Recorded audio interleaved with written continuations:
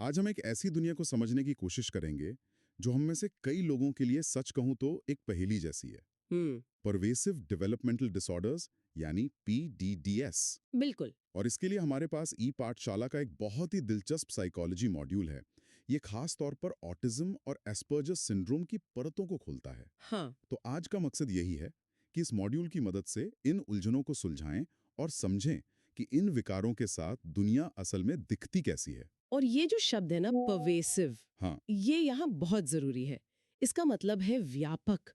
हम्म। ये कोई ऐसी चीज नहीं है जो जो जीवन के सिर्फ एक हिस्से पर असर डालती हो। अच्छा। इसका प्रभाव आप देखिए सामाजिक बातचीत पर, संवाद के तरीके पर, सीखने की प्रक्रिया पर, मतलब लगभग हर पहलू पर पड़ता है। और ये जीवन भर रहता है। हाँ, ये जीवन भर रहता है। और ये समझना जरूरी है कि ये कोई बीमारी नहीं है जिसे ठीक किया जा सके। ये दिमाग के विकास का एक अलग तरीका है और इसके तार दिमाग की बनावट और जेनेटिक्स से जुड़े माने जाते हैं। तो ये कोई ऐसी चीज नहीं है जो बाद में होती है। ये तो विकास का एक बुनियादी हिस्सा है। बिल्कुल। चलिए इसी से जुड़े एक नाम से शुरू करते हैं जिसके बारे में शायद लोगों ने सुना हो, एस्पर्जर सिंड्रोम। हाँ, एस्पर्जर। इसे अक्सर कहा जाता है कि ऑटिज्म का एक हल्का रूप है। क्या क्या ये तरीका सही है इसे देखने का?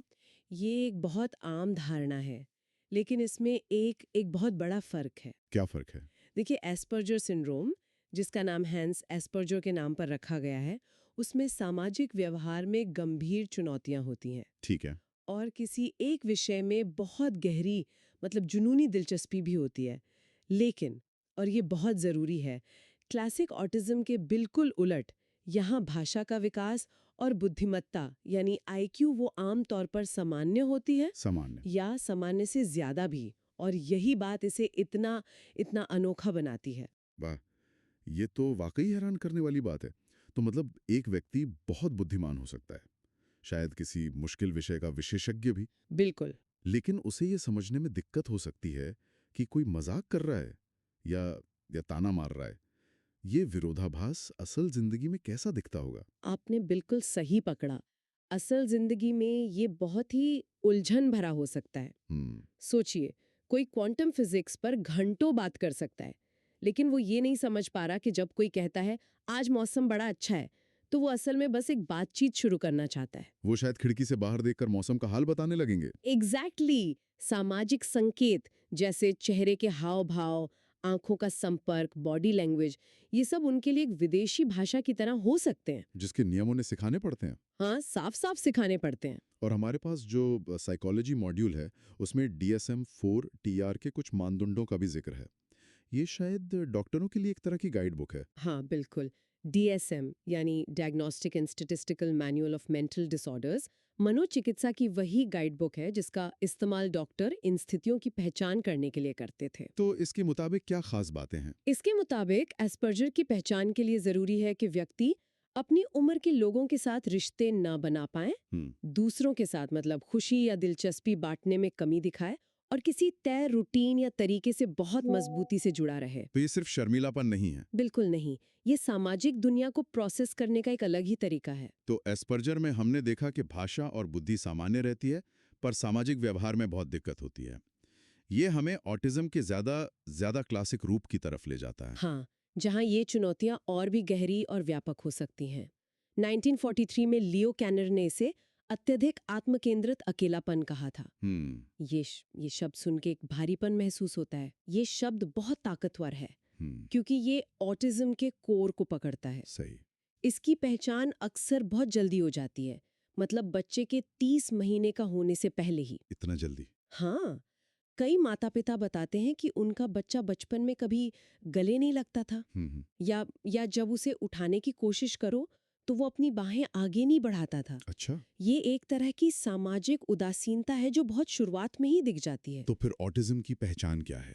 कौन सी ऐसी खास बातें हैं जो इसमें दिखाई देती हैं? मॉड्यूल इसे 3 मुख्य हिस्सों में बांटता है। हाँ, 3 हिस्सों में। पहला है सामाजिक और भावनात्मक कमी। इसमें माइंड ब्लाइंडनेस नाम के कॉन्सेप्ट का जिक्र है। ये क्या? ये एक बहुत ही महत्वपूर्ण कॉन्सेप्ट है। देखिए, हम सब एक तरह के सोशल सॉफ्टवेयर के साथ पैदा हुए हैं। जो हमें दूसरों के इरादे, उनकी भावनाएं, उनके विचार, ये सब पढ़ने में मदद करता है। ठीक है। माइंड ब्लाइंडनेस का मतलब है कि ये सॉफ्टवेयर या तो है ही नहीं या ठीक से काम नहीं कर रहा। इसलिए सामाजिक बातचीत उनके लिए एक ऐसी भाषा की तरह हो जाती है जिसके नियम उन्हें कभी सिखाए ही नहीं गए। एक मिनट, मुझे यहाँ एक बात समझ नहीं आई। अगर वो माइंड ब्लाइंडनेस की वजह से सामाजिक संकेतों को नहीं समझ पाते, तो क्या इसका ये मतलब है कि उनमें सहानुभूति की कमी होती है, या ये उससे कुछ अलग है? ये बहुत अच्छा सवाल है। और नहीं, ये सहानुभूति की कमी नहीं है। ये उससे पहले का स्टेप है। पहले का स्टेप? हाँ, ये समझने में असमर्थता है कि किसी और के दिमाग में क्या चल रहा है। वो ये नहीं समझ पाते कि दूसरे लोग कुछ ऐसा सोच सकते हैं, महसूस कर सकते हैं या जान सकते हैं जो वो खुद नहीं जानते। कोई उदाहरण? जैसे अगर कोई बच्चा अपनी आंखों पर हाथ रख ले, तो उसे लग सकता है कि चूंकि वो किसी को नहीं देख पा रहा, तो कोई भी उसे नहीं देख सकता। अच्छा, ये बात है। ये सहानुभूति से पहले का स्टेप है, दूसरे के नजरिए को समझना। और इसी से जुड़ा हुआ एक जॉइंट अटेंशन का कॉन्सेप्ट भी है। बिल्कुल। मतलब दो लोगों का एक ही चीज पर एक साथ ध्यान देना। जैसे कोई बच्चा चिड़िया देखकर अपनी माँ को इशारा करता है और दोनों मिलकर उस चिड़िया को देखते हैं। हाँ, और वो एक सामाजिक जुड़ाव का पल होता है। सही। और ऑटिज्म वाले बच्चों में ये व्यवहार अक्सर गायब होता है। वो किसी चीज की ओर इशारा करके दूसरों का ध्यान खींचने की कोशिश नहीं करते। तो फिर वो क्या करते हैं? इसके बजाय उनका लगाव इंसानों से ज्यादा निर्जीव चीजों से हो सकता है, जैसे चाबियों का गुच्छा या कंबल का एक कोना। निर्जीव चीजों से? क्यों? क्योंकि इन चीजों से उन्हें एक तरह की प्रिडिक्टेबिलिटी और सुरक्षा का एहसास होता है, जो इंसानी बातचीत की अनिश्चितता से बहुत अलग है। चाबियां हमेशा एक जैसी रहती हैं, वो अचानक अपना मूड नहीं बदलती। ये बात तो है। मॉड्यूल में एक अध्ययन का भी जिक्र है, जहाँ एक फिल्म देखते हुए ऑटिज्म वाले व्यक्ति और बिना ऑटिज्म वाले व्यक्ति की आंखों की हरकतों को ट्रैक किया गया, हाँ और नतीजे काफी अलग थे। हाँ, ये इस बात को और पुख्ता करता है। जहां एक सामान्य व्यक्ति फिल्म में किरदारों के चेहरे और आंखों पर ध्यान देगा ताकि उनकी भावनाएं समझ सकें, वहीं ऑटिज्म वाला व्यक्ति शायद कमरे में रखी किसी घड़ी पर या किरदार के होंठों की हरकतों पर ज्यादा ध्यान दे, न कि उनकी भावनाओं पर। वो सामाजिक जानकारी को बहुत अलग तरीके से प्रोसेस करते हैं। बिल्कुल। अब दूसरे बड़े हिस्से पर आते हैं, संचार में कमी। और एक बात तो सुनकर शायद यकीन ना हो कौन सी? कि ऑटिज्म वाले बच्चों में से करीब 1/3 कभी बोलना ही नहीं सीखते। हाँ, ये ऑटिज्म के स्पेक्ट्रम की गंभीरता को दिखाता है। और जो बोलना सीखते भी हैं, उनकी भाषा अक्सर असामान्य होती है। असामान्य कैसे? एक बहुत ही आम पैटर्न है, इकोलेलिया। इको ले लिया। मतलब वो दूसरों की कही बात को दोहराते हैं। अच्छा, जैसे तोते की तरह? हाँ, पर ये सिर्फ तोते की तरह रटना नहीं है। ये उनके लिए भाषा को प्रोसेस करने या शायद तनाव कम करने का एक तरीका हो सकता है। मॉड्यूल में इसका एक उदाहरण है कि अगर आप पूछें, मेरा नाम राम है, तुम्हारा क्या है, तो वो जवाब देने के बजाय कह सकते हैं, राम है मेरा नाम। बिल्कुल। वो सवाल और जवाब के बीच का वो फर्क नहीं समझ पाते। हम्म। और इसी से जुड़ा है प्रोनाउन रिवर्सल।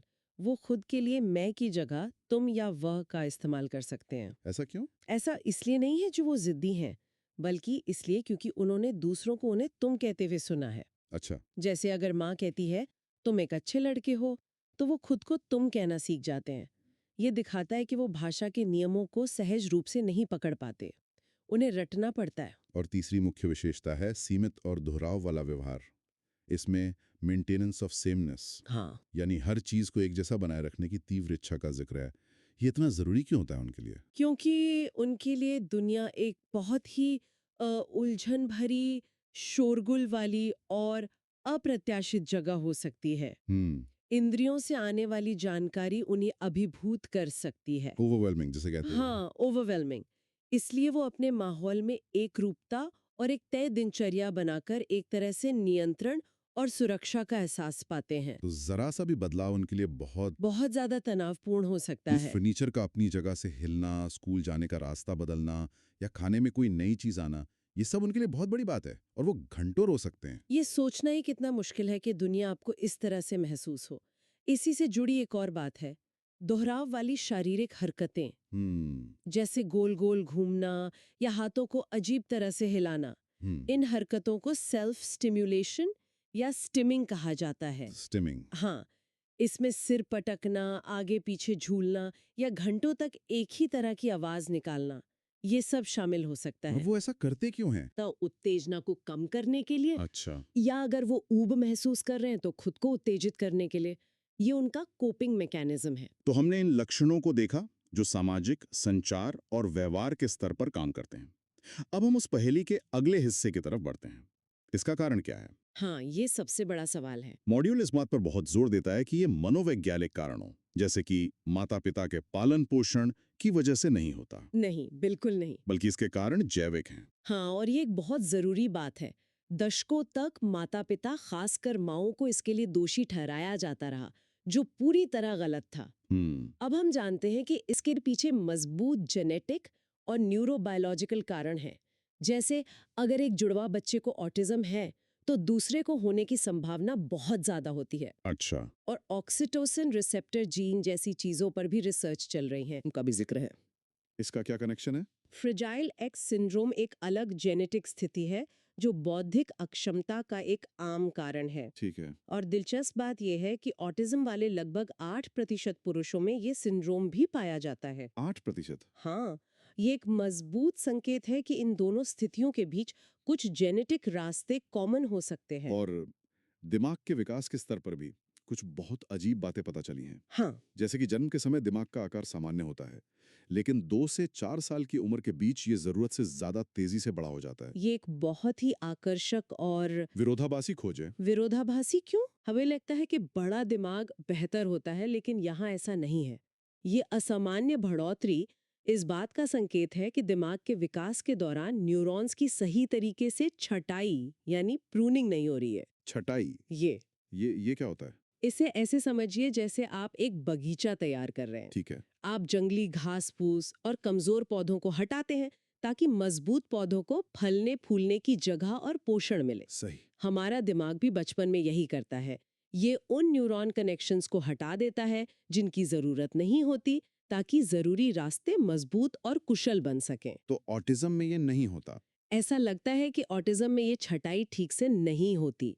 नतीजा ये होता है कि दिमाग में हर तरफ शोर या जंगल भर जाता है, मतलब? और जरूरी कामों जैसे भाषा या सामाजिक समझ के लिए साफ रास्ते नहीं बन पाते। वाह, ये तो दिमाग के काम करने के तरीके को देखने का एक बिल्कुल नया नजरिया है। तो इसका मतलब दिमाग में कनेक्शन कम नहीं बल्कि बहुत ज्यादा और अव्यवस्थित हैं। बिल्कुल, खासतौर पर दिमाग के फ्रंटल, टेम्पोरल और सेरिबेलर हिस्सों में ये बढ़ोतरी ज्यादा देखी गई है। और ये वही हिस्से हैं जो भाषा, सामाजिक व्यवहार और ध्यान केंद्रित करने जैसे कामों को नियंत्रित करते हैं। तो ये सब मिलकर एक तस्वीर बनाते हैं। हाँ, जिसमें ऑटिज्म दिमाग के कई हिस्सों के बीच तालमेल की एक जटिल समस्या है। तो अगर ये सब इतना गहरा, इतना जैविक और दिमाग की बनावट से जुड़ा है, तो इलाज के लिए इसका क्या मतलब है?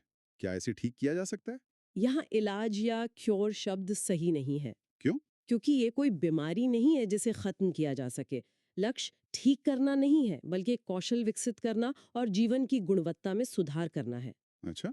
और इसमें सबसे ज्यादा सफलता मनोवैज्ञानिक उपचारों को, खासकर बिहेवियरल थेरेपी को मिली है। यानी व्यवहार को बदलने पर ध्यान दिया जाता है। हाँ, इसमें ऑपरेंट कंडीशनिंग जैसी तकनीकों का इस्तेमाल होता है, जहां सही व्यवहार, जैसे किसी से आंख मिलाना या किसी शब्द को दोहराना, उसके लिए बच्चे को तुरंत इनाम दिया जाता है। ये एक बहुत ही गहन और संरचित प्रक्रिया है। लक्ष्य ये होता है कि बच्चे को संवाद करने, सामाजिक रूप से बातचीत करने और खुद को नुकसान पहुंचाने वाले व्यवहार को कम करने के लिए नए और बेहतर तरीके सिखाए जाएं। और इससे फर्क पड़ता है? हाँ, जब ये थेरेपी जल्दी और गहन रूप से शुरू की जाती है तो आईक्यू में भी सुधार देखा गया है। और दवाओं का क्या रोल है इसमें? मॉड्यूल में हेलोपेरिडोल और नाल्ट्रेक्सोन जैसी दवाओं का जिक्र है। दवाएं यहाँ एक सहायक भूमिका निभाती हैं, मुख्य नहीं। अच्छा। कोई एक दवा नहीं है जो ऑटिज्म के मुख्य लक्षणों को ठीक कर सके। दवाओं का इस्तेमाल सह होने वाली समस्याओं को नियंत्रित करने के लिए किया जाता है।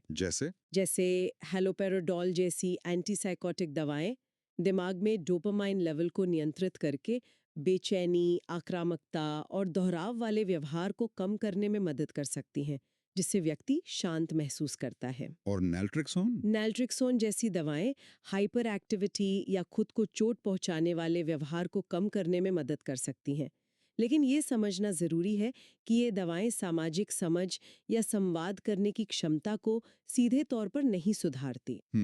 चूंकि ऑटिज्म हर व्यक्ति में अलग होता है, इसलिए इलाज हमेशा व्यक्तिगत जरूरतों के हिसाब से ही तैयार किया जाता है। कोई एक समाधान सबके लिए काम नहीं करता। तो आज की इस बातचीत को अगर समेटा जाए तो हमने परवेसिव डेवलपमेंटल डिसऑर्डर्स की दुनिया में कदम रखा, ये समझा कि एस्पर्गर और ऑटिज्म कैसे अलग हैं, और देखा कि इनके लक्षण सामाजिक संचार और व्यवहार के स्तर पर कितने गहरे हो सकते हैं। और हमने ये भी देखा कि इनके कारण पालन पोषण में नहीं, बल्कि जेनेटिक्स और दिमाग के विकास के एक अनोखे पैटर्न में छुपे हैं। हाँ, जहाँ दिमाग की छंटाई ठीक से नहीं हो पाती। बिल्कुल। और इलाज का मकसद इसे मिटाना नहीं, बल्कि कौशल बनाना और दुनिया के साथ तालमेल बिठाने में मदद करना है, जिसमें बिहेवियरल थेरेपी सबसे ज्यादा उम्मीद जगाती है। आपने माइंड ब्लाइंडनेस का जिक्र किया था, हाँ। यानी किसी दूसरे व्यक्ति के नजरिए को समझने में मुश्किल होना। हम्म। ये बात मेरे दिमाग में अटक गई है। हम्म। ये सोचने पर मजबूर करता है कि जहाँ ये ऑटिज्म में एक क्लिनिकल लक्षण है, वहीं हम सब अपनी रोजमर्रा की जिंदगी में कितनी बार थोड़ी बहुत माइंड ब्लाइंडनेस का अनुभव करते हैं। सही बात है। हम कितनी बार सच में ये समझने की कोशिश किए बिना ही ये मान लेते हैं कि सामने वाला क्या सोच रहा है। शायद इस चुनौती के बारे में और ज्यादा जागरूक होना हम सभी को थोड़ा बेहतर इंसान बना सकता है।